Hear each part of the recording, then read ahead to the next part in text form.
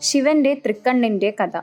ശിവകഥകളിൽ മൂന്നാം തൃക്കണ്ണിന് കഥകളിലും പുരാണങ്ങളിലും ഏറെ പ്രാധാന്യമുണ്ട്. ശിവൻ തൃക്കണ്ണ് തുറന്നു നോക്കുന്ന വസ്തു ചാമ്പലാകുമെന്നാണ് വിശ്വാസം.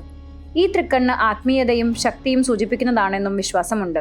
ശിവന്റെ തൃക്കണ്ണിനെ കുറിച്ച് പല കഥകളുമുണ്ട്. സതീദേവിയുടെ മരണത്തിനു ശേഷം വൈരാഗിയായി തീർന്ന ശിവൻ എല്ലാം മറന്ന് ഒരു ഗുഹയിൽ ധ്യാനനിരതനായിരിക്കുകയായിരുന്നു.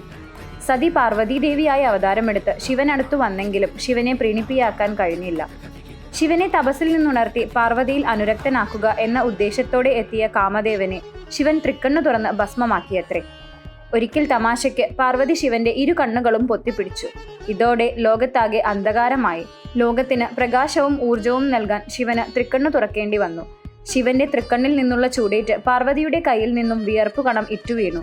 ഇതിൽ നിന്നും അന്തകൻ എന്നൊരു ശിശുവുണ്ടായി. ഈ ശിശുവിനെ ശിവഭക്തനായ കുട്ടികളില്ലാത്ത ഒരു അസുരൻ എടുത്തു വളർത്തി.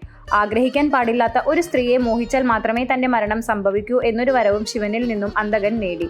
ഒരിക്കൽ പാർവതിയെ കണ്ട അന്തകൻ ദേവിയിൽ അനുരക്തനായി. പാർവതിയെ പിന്തുടർന്നെത്തിയ അന്തകനെ ശിവൻ തൃക്കണ്ണുകൊണ്ട് ദഹിപ്പിക്കുകയായിരുന്നു. ആഗ്രഹങ്ങളിൽ നിന്നുള്ള വിടുതലാണ് തൃക്കണ്ണെന്ന തത്വമാണ് ഈ കഥ വെളിവാക്കുന്നത്.